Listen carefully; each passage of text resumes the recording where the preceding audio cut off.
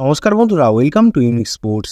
আবার একটা নতুন ভিডিও নিয়ে চলে এসেছি। তো বন্ধুরা, আজকের এই ভিডিওটা বেশ ইম্পর্টেন্ট একটা ভিডিও হতে চলেছে। তো ভিডিওটা স্কিপ না করে পুরোটা দেখার চেষ্টা করো। তো বন্ধুরা, সবার প্রথমে তোমাদের জানিয়ে রাখি, আর তোমরা হয়তো জেনেও গেছো যে কালকের ডার্বিটা ক্যান্সেল হয়ে গেছে। তো বন্ধুরা, এইটা অফিসিয়াল ভাবে এখনো প্রকাশ করা হয়নি, বাট যেখান থেকে রিপোর্ট পাওয়া গেছে সেটা একদম সত্যিকারেরই রিপোর্ট বলেই মনে হচ্ছে।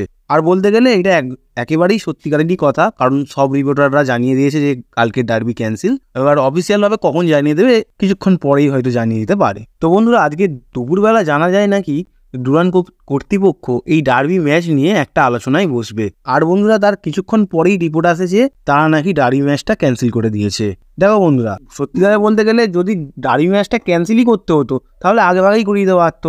কত লোকে রাত জেগে টাকা খরচা করে টিকিট কেটেছে এবং তাদের কত সময় গেছে। যদি ক্যান্সেল করতে হতো আগেভাগেই করে দিত, তাহলে সেই সকল ঝামেলা তাদেরকে পোয়াতে হতো না। সবচেয়ে বড় কথা, যেহেতু কালকে ম্যাচ রয়েছে, আজকে সেই ম্যাচটা ক্যান্সেল করার তো কোনো মানেই নেই, কারণ একদিন আগে কোন ম্যাচ ক্যান্সেল হয় জানি না। সবচেয়ে বড় কথা হচ্ছে, লোকেরা দূর দূর থেকে গাড়ি ভাড়া করে যে কোনো উপায়ে এসে ডার্বির টিকিট কেটেছে, সারা রাত জেগে সারা দিন ধরে। তো তারা ডার্বিটা দেখার জন্য উৎসাহিত হয়েছিল এবং ডার্বির জন্য তারা গাড়ি বাড়ি বুক করেও রেখেছিল, যাতে তারা গাড়ি ভাড়া করে স্টেডিয়ামে গিয়ে খেলাটা দেখতে পারে। আর বন্ধুরা, অনেকে নানান জায়গায় ইনভেস্টমেন্ট করে রেখেছিল, ব্যানার ফ্যানার বানিয়েছিল প্রত্যেকটা টিমকে সাপোর্ট করার জন্য। তাদের সমর্থকেরা নানানভাবে তাদের প্রিয় প্রিয় প্লেয়ারদের ব্যানার বানিয়ে প্লেয়ারদের প্রতি ভালোবাসা এবং টিমের প্রতি ভালোবাসাটাকে দেখানোর জন্য অনেক ব্যানার বানিয়েছিল।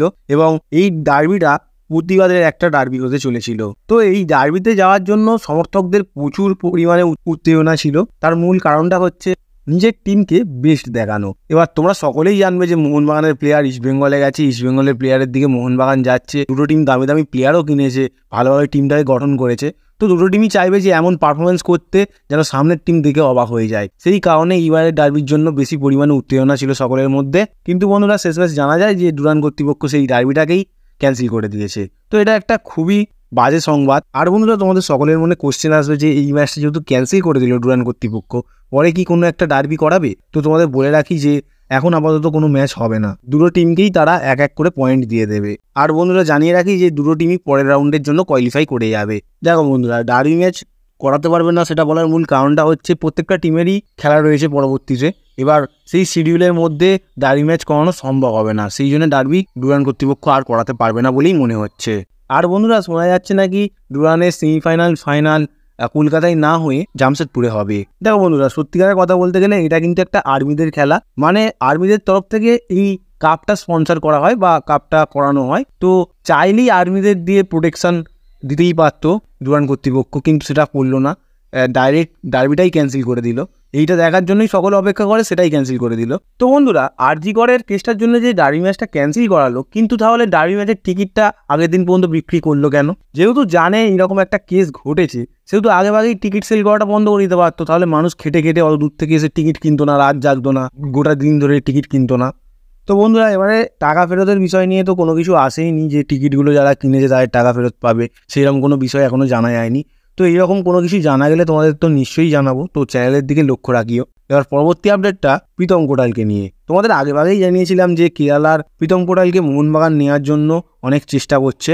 আর বন্ধুরা, সত্যিকার কথা বলতে গেলে এখন মোহনবাগান দল আরও আগ্রহী হয়ে গেছে প্রীতম কোটালকে টিমে নেওয়ার জন্য। দেখো, কেরালার দাবি হচ্ছে তারা প্রীতমকে ছেড়ে দেবে, কিন্তু মোহনবাগানের অভিষেক সূর্যবংশীকে তাদের চাই। কিন্তু বন্ধুরা, মোহনবাগান তো এতদিন অভিষেক সূর্যবংশীকে ছাড়বেই না বলছিল, বাট এখন যা শোনা যাচ্ছে কেরালা দল নাকি অভিষেক সূর্যবংশীকে নেওয়ার জন্য মোহনবাগানকে প্রীতম কোটালকেও দেবে আর অনেকটা পরিমাণ টাকাও দেবে। মূল কথাটা হচ্ছে ভালো ট্রান্সফার ফি দেবে। কিন্তু বন্ধুরা, যা মনে হচ্ছে যে মোহনবাগান দল অভিষেক সূর্যবংশীকে ছাড়বে না। আর যদি ছাড়ারই হতো তাহলে এতদিন তো কিছু করেই নিত, কারণ কেরালার দাবি অনেকদিন ধরেই ছিল এইটা। মোহনবাগান টিমের ডিফেন্সে ইন্ডিয়ান প্লেয়ার বলতে দীপেন্দু বিশ্বাস রয়েছেন, তাছাড়া অন্য কোনো এক্সপিরিয়েন্স ইন্ডিয়ান ডিফেন্ডার নেই। প্রীতমকে তো মোহনবাগান আনবেই, বাট কিভাবে নিয়ে আসে সেটা কিন্তু একটা দেখার বিষয়। দেখো বন্ধুরা, কেরালা মূল কথা অভিষেক সূর্যবংশীকে নিতে চাইছে, তার কারণ হচ্ছে কেরালার কাছ থেকে জিকসান চলে গেছে ইস্ট বেঙ্গলে। আর ওই পজিশনের প্লেয়ার থাকলেও ওই জিকসানের অভাবটা থেকেই যাচ্ছে, সেই জন্য জিকসানের রিপ্লেসমেন্ট প্লেয়ার হিসাবে অভিষেক সূর্যবংশীকে নিতে চাইছে কেরালা দল। আর বন্ধুরা কেরালার কাছে ডিফেন্সে অনেক প্লেয়ারই অ্যাভেলেবেল রয়েছে, প্রীতমের তেমন দরকার পড়ে না, তো তাই কেরালা প্রীতমকে ছেড়ে দিয়ে অভিষেক সূর্যবংশীকে নিতে চাইছে মোহনবাগানের কাছ থেকে। তো বন্ধুরা আমার যা মনে হচ্ছে যে মোহনবাগান দল কোনো মতেই রাজি হবে না যদি অভিষেকের বিষয়টা নিয়ে কেরালা আসে, কারণ অভিষেক একটা তরুণ এবং বেশ ভালো লেভেলের প্লেয়ার, আর তাকে মোহনবাগান ছাড়বে বলেও মনে হচ্ছে না। বাট টাকা দিয়ে বা যে কোনো উপায়ে প্রীতমকে নেওয়ার চেষ্টা করবে, এটা যতদূর বোঝা যাচ্ছে। এবার কি হয় সেটা দেখার বিষয়। আর কমেন্টে জানাও যে ডার্বি ম্যাচের এই বিষয়টা নিয়ে তোমাদের কি মতামত রয়েছে।